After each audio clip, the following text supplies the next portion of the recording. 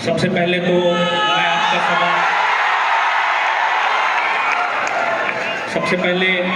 मैं आपके सवाल का जवाब देने से पहले ललन टॉप की पूरी टीम को सहृदय आभार प्रकट करना चाहता हूँ कि ललन टॉप ने एक साधारण सा शिक्षक को अपना मन शेयर करने का मौका दिया है। इसके लिए ललन टॉप जब नाम आता है तो सीधे तौर पर सौरभ द्विवेदी सर का नाम आता है। तो ललन टॉप की पूरी टीम और विशेष तौर पर सौरभ द्विवेदी सर को हृदय से आभार। और अब मैं आपके सवाल का जवाब अभी भी नहीं दूंगा। सबसे पहले मैं कल्पना जी के बारे में थोड़ा बता देना चाह रहा हूँ। जरूर। आपको जानकर आश्चर्य होगा कि कल्पना जी कोरोना पेंडेमिक के बाद झाजी स्टोर के जरिए अचार और चटनी का बिजनेस या स्टार्टअप शुरू की है। और अभी इनका बिजनेस जो है, इनके बिजनेस का जो टर्नओवर है वो करोड़ों में है। तो ये अपने आप में काबिले तारीफ है। और आप सामने में बैठी हैं तो इससे पता चल ही रहा होगा कि आप इनका उम्र क्या होगा। और इस उम्र में इस प्रकार का सोच और इस प्रकार का काम बहुत कम लोग ही कर सकते हैं। तो काबिले तारीफ है। और दूसरी बात ये है कि इनका अचार आज के डेट में हमको लगता है लोकल टू ग्लोबल हो गया है। मतलब विदेशों तक इनके अचार का जो है डिमांड हो रहा है। अब मैं आता हूँ आपके सवाल का जवाब दे रहा हूँ। आपका जो सवाल है ये है कि जो लोग, जहाँ तक हम समझ पाए हैं, आपका सवाल ये है कि तैयारी करने वाले लोग करोड़ों में हैं और जॉब लाखों में है। तो हर किसी को तो सरकारी जॉब नहीं ही मिल सकता है, ये सच है। लेकिन हाँ, अगर शिक्षा बेहतरीन ढंग से प्राप्त किया जाए तो आप कुछ ना कुछ क्या बहुत कुछ आप बेहतर कर सकते हैं। और हमारा एक लाइन है, बहुत फेवरेट लाइन है, शिक्षा ही एक आम इंसान को खास इंसान बना देता है। हम भी आप में से ही एक हैं।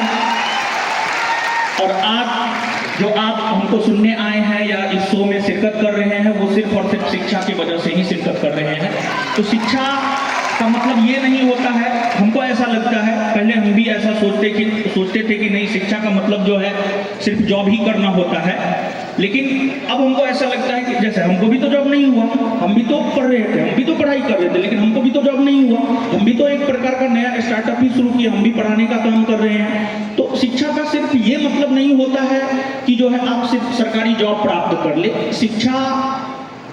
शिक्षा की अगर हम लोग बात करें तो हमारे एजुकेशन सिस्टम में कई सारी कमियां हैं और उन कमियों को गिनाने में बहुत सारी कमियां हैं।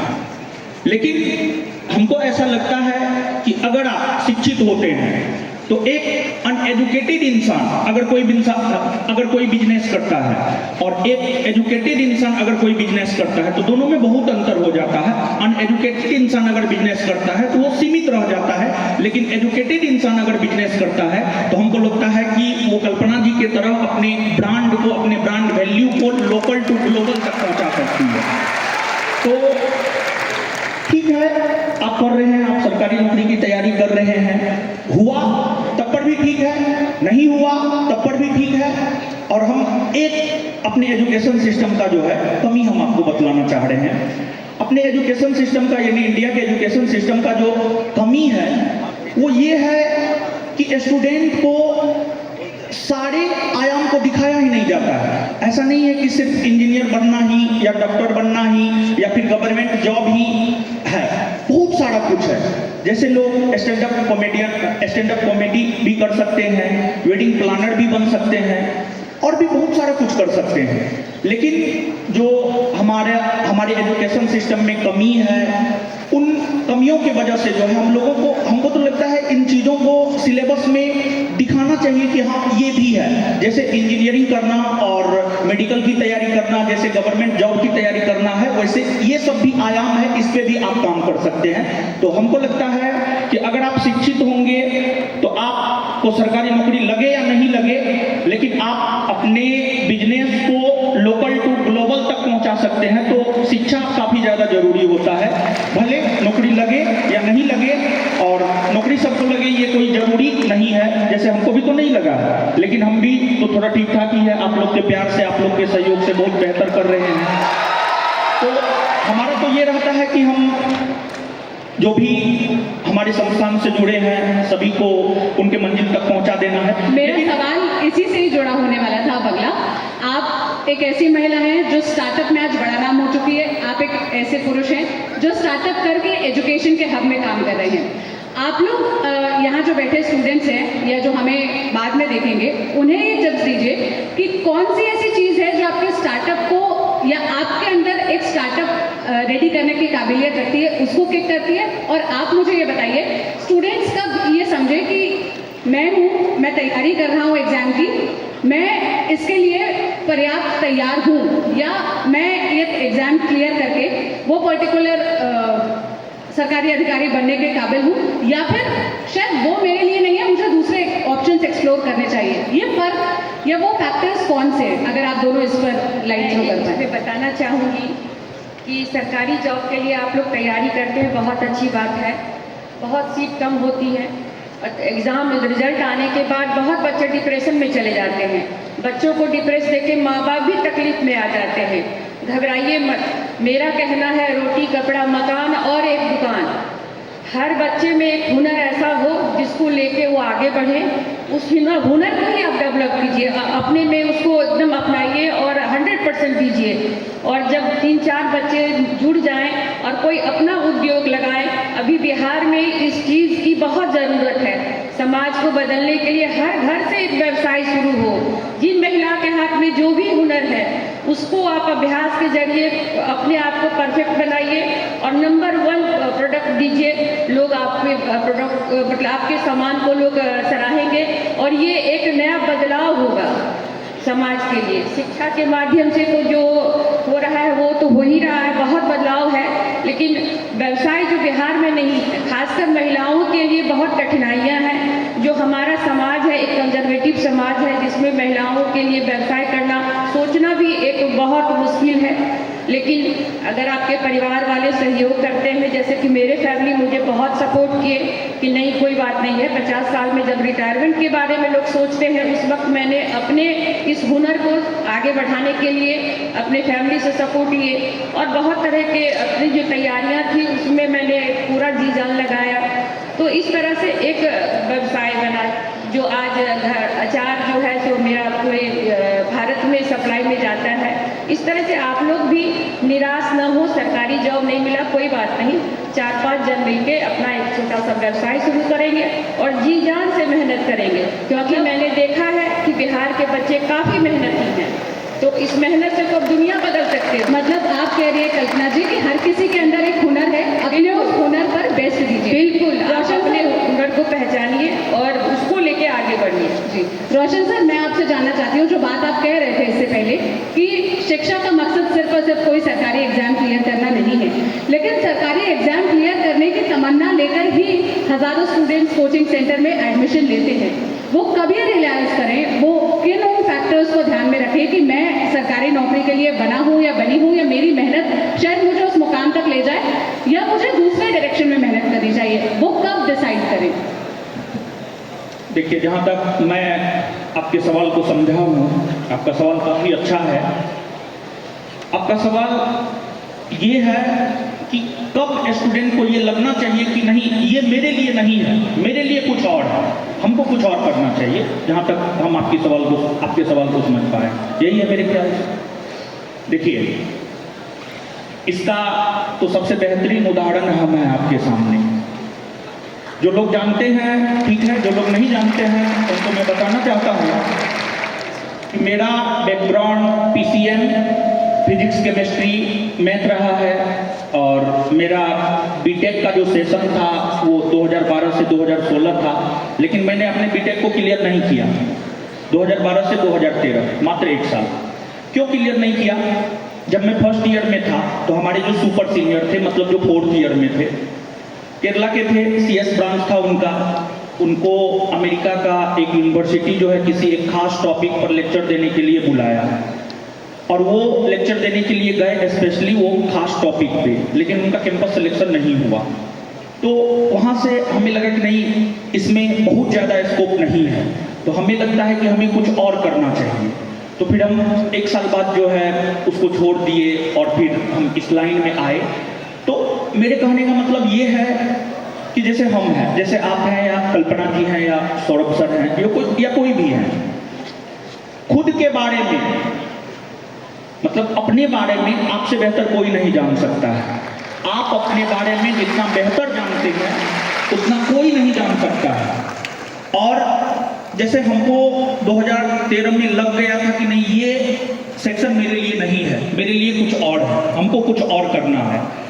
तो अगर इंसान मान लिया जाए कि हम तैयारी कर रहे हैं, तैयारी के दौरान हमने 2 एग्जाम दिया, 3 एग्जाम दिया, हमसे नहीं निकल रहा है, तो हमें अपना कमी मालूम है। हमसे बेहतर हमारी कमी को कोई नहीं जान सकता है। लेकिन इंसान में होता क्या है कि हम अपनी कमी को एक्सेप्ट नहीं करते हैं। और हमको ऐसा लगता है, जैसा हमने महसूस किया है, कि अगर हम अपनी कमी को एक्सेप्ट करें, एक्सेप्ट मतलब स्वीकार करें, और स्वीकार करके जो है हमको लगता है अगर उस कमी पे काम किया जाए तो आप बहुत आगे बढ़ सकते हैं। तो सबसे पहला जो प्रॉब्लम होता है वो हम अपनी कमी को एक्सेप्ट ही नहीं करते हैं। जैसा कि हम लोग की तरफ कहावत है, कोई भी इंसान जो अपने दूध को खट्टा नहीं कर सकता, तो कोई भी इंसान अपने दही को खट्टा नहीं कर सकता है। लेकिन हाँ ठीक है, आज का जो युग है, अगर इस युग को हमको एक शब्द में परिभाषित करना हो तो हम इसे स्वार्थी युग कहते हैं। जैसा कि हम अपने स्टेज पे भी कहते हैं, ये पूरा का पूरा स्वार्थी युग है। इसमें आपको अपने बारे में सोचना है। और दूसरी बात ये है कि लोग जो है ठीक है अपनी दही को खट्टा नहीं कहते हैं, दूसरे से नहीं कहेंगे कि हाँ हमारा दही खट्टा है, लेकिन अपने आप से आप जरूर कहिए कि हाँ हमारा दही खट्टा है, नहीं इससे बेहतर भी हो सकता था। यानी कहने का मतलब ये हुआ कि आप अपनी कमी को पहचानिए। और हर इंसान में एक ना एक टैलेंट छुपा होता है। जैसे कल्पना जी, मतलब कोई ये बहुत बड़ा काम नहीं है, मतलब अचार बनाना, हमारी भी माँ अचार बनाती है, हमारी दादी भी अचार बनाती थी, लेकिन उसी को जो है ये बिजनेस के रूप में तब्दील कर दी है। तो कहने का मतलब ये है कि अगर आपको एक जगह सफलता नहीं मिल रहा है तो आपको अपने भीतर जो कमी है उस कमी को आप पहचानिए और उसको चिन्हित कीजिए और उस पर 1-2 दफा और प्रयास कीजिए। और अगर नहीं होता है तो हमको लगता है कि आपके लिए वो चीज़ बना ही नहीं है, और आपको हमको लगता है कि उस चीज़ को स्किप करके आपकी जो काबिलियत है, आपने जो टैलेंट है, उस टैलेंट को आप अपने आप से पहचानिए और उस दिशा में आप काम कीजिए। जैसे अगर एजुकेशन सिस्टम की हम बात करें तो पूरे विश्व में सबसे बेहतरीन एजुकेशन सिस्टम जो है फिनलैंड का है।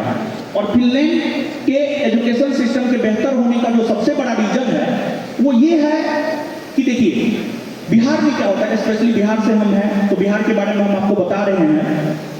बिहार में क्या होता है कि एक गार्जियन का प्रेशर होता है, एक समाज का प्रेशर होता है कि नहीं सरकारी जॉब ही करना है, गार्जियन का भी प्रेशर होता है, समाज का भी प्रेशर होता है कि नहीं सरकारी जॉब ही करना है।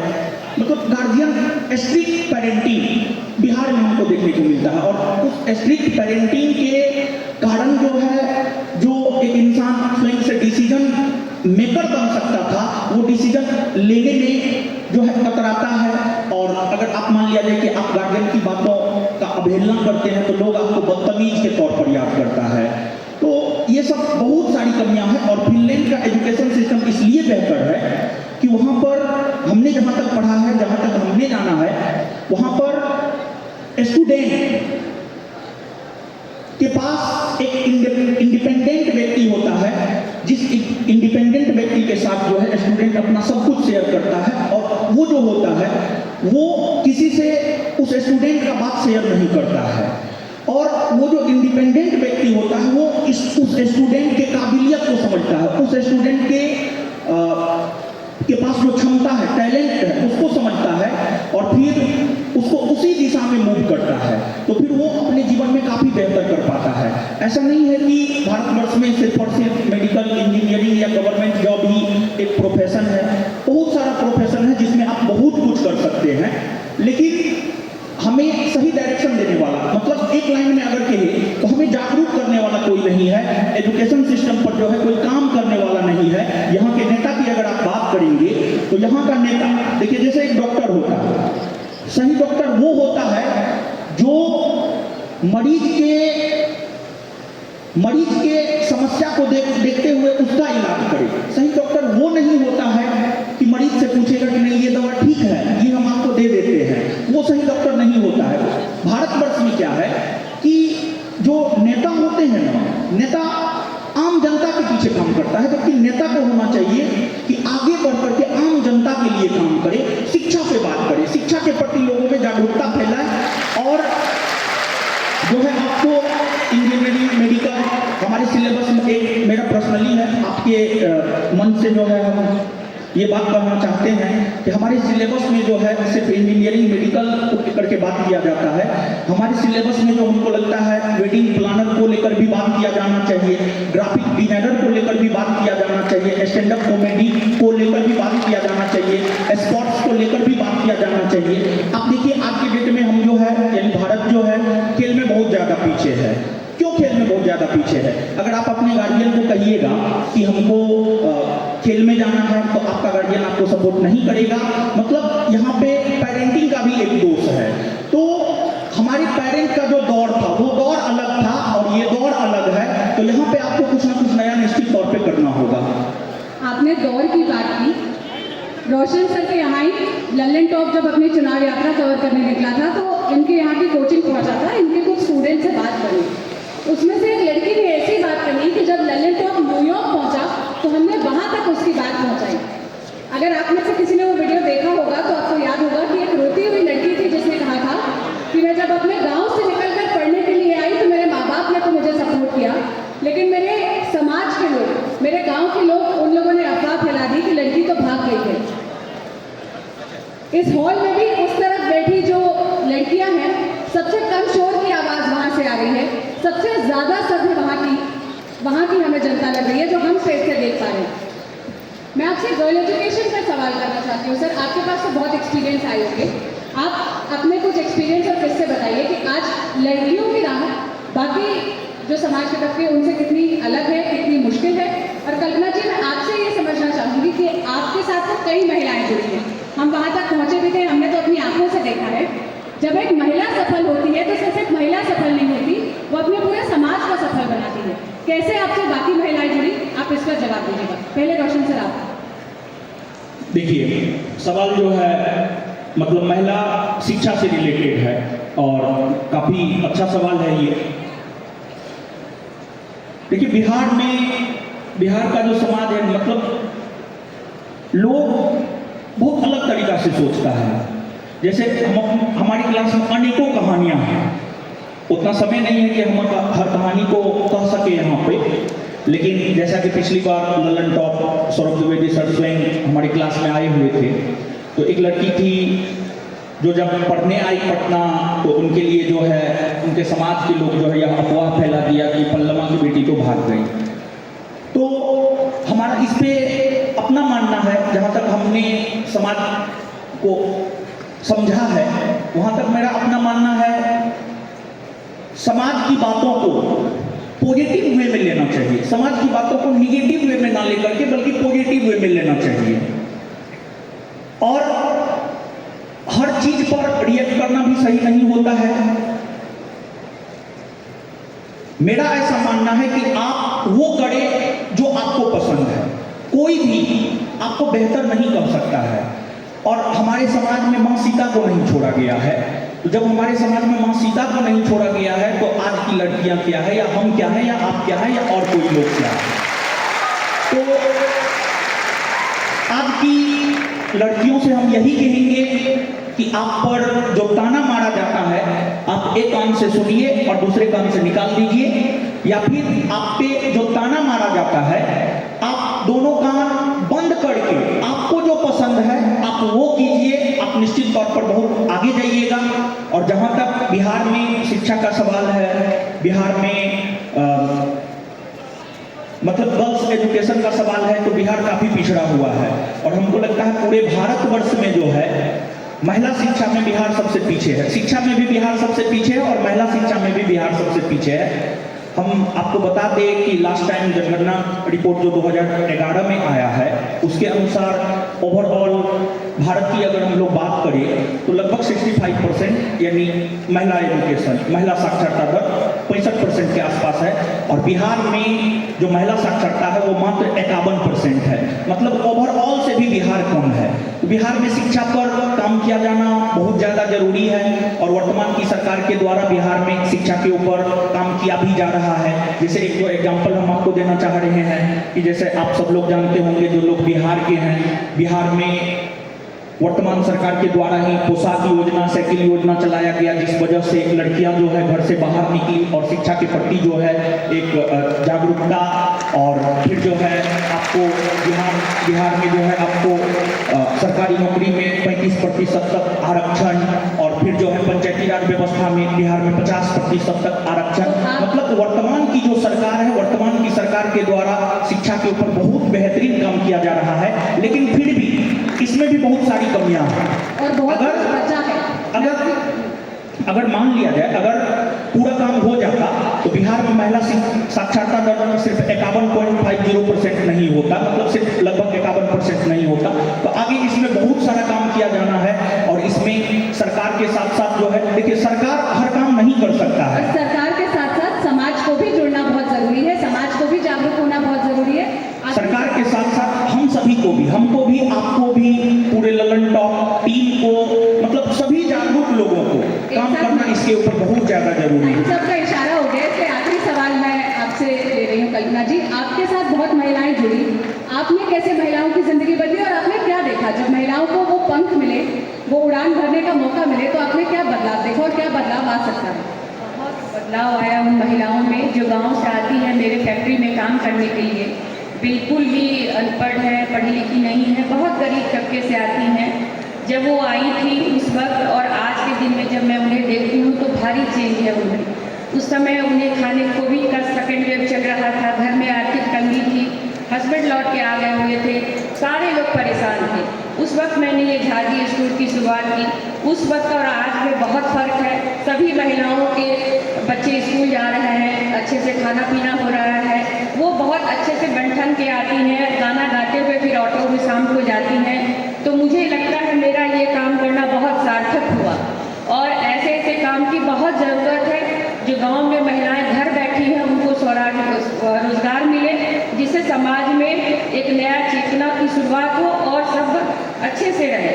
दूसरा बात, मैं इस लंदन टॉप मंच से सरकार को भी कहना चाहती हूँ, भारत सरकार, बिहार सरकार को, जैसे कि अभी मैंने मखाने के इंस्टेंट फीड की लॉन्च की है, इसमें बहुत भारी टैक्स है, 20% टैक्स मुझे देना पड़ता है।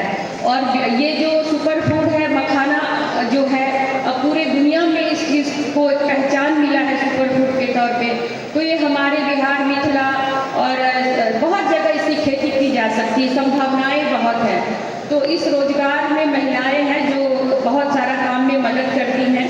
तो इस काम को बढ़ावा देने के लिए सरकार टैक्स को कम करे, जिससे कि मैं किसान को मदद कर सकूं और इस तरह की महिलाओं को और रोजगार दे सकूं। जब मैंने झाजी स्टोर की शुरुआत की थी तो उस वक्त मैंने 6 महिलाओं से शुरू की थी। आज हमारे पास 70 से 80 महिलाएं और लगभग 30 से 40 बच्चे हैं जो हमारे काम में सहयोग करते हैं। और ये सब को जब मैं झाजी स्टोर से कुछ पैसे देती हूँ और वो उसके जीवन, उन पैसों से उनके जीवन बदलाव आया है, वो मुझे बहुत मोटिवेट करता है और मेरे अंदर काम करने का जो ये जज्बा है और उसमें एक एनर्जी आती है कि नहीं, मैं इस काम को और आगे बढ़ाऊंगी और इस झाजी स्टोर के छोटे से पेड़ को बड़ा पेड़ बनाऊंगी। देश दुनिया तक हमारा अचार, जो भी यहाँ का जो कल्चर में जो फूड है, जैसे कि मखाना है, सत्तू है और भी पकवान है जो अब तक दुनिया वाले नहीं पहचाने हैं, उसका एक पहचान बनाऊंगी। मुझे उम्मीद है कि कल्पना जी और रोशन जी को सुनकर आपको अपने लिए और ऑप्शन तलाशने की मोटिवेशन मिली होगी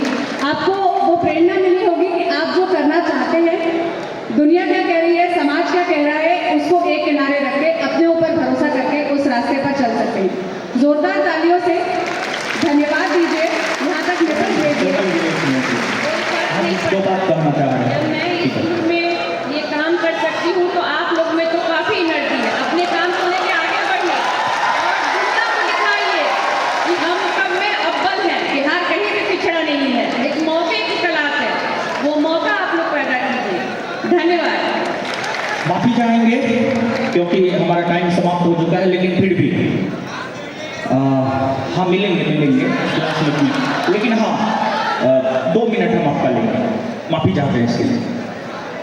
देखिए, आपको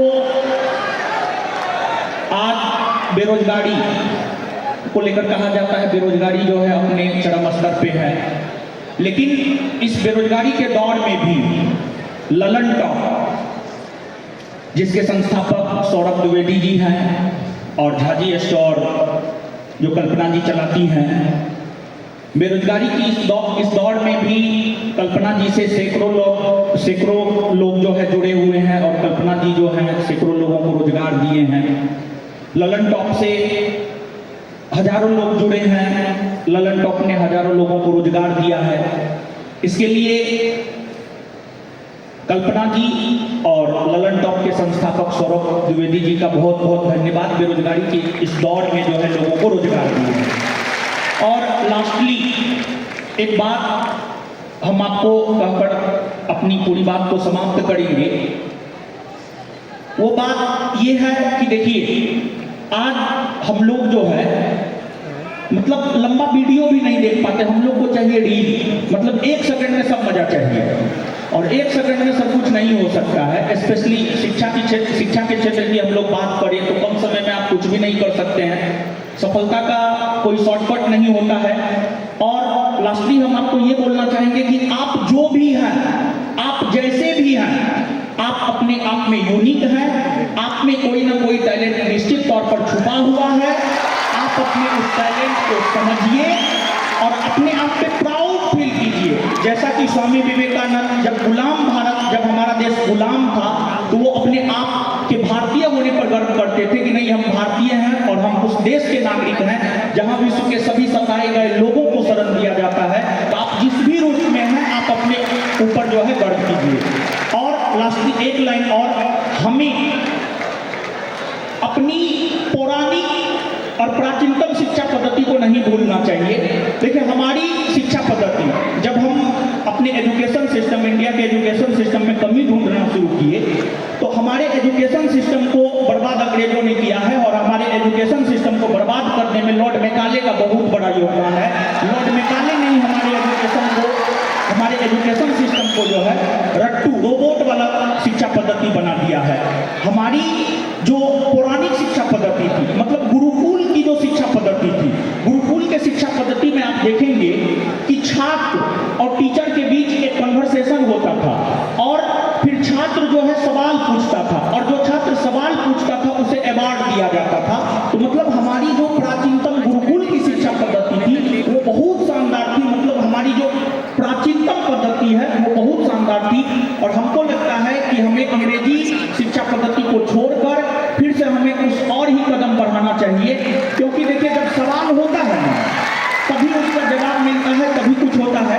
जैसा कि आप महाभारत में देखे होंगे, महाभारत में एक मिनट और हम आपका लेंगे। महाभारत की अगर हम लोग बात करें, महाभारत की अगर हम लोग बात करें तो महाभारत में अर्जुन अपने गुरु के विरोध में जाकर के युद्ध लड़ रहे थे, लेकिन अर्जुन धर्म के साथ थे।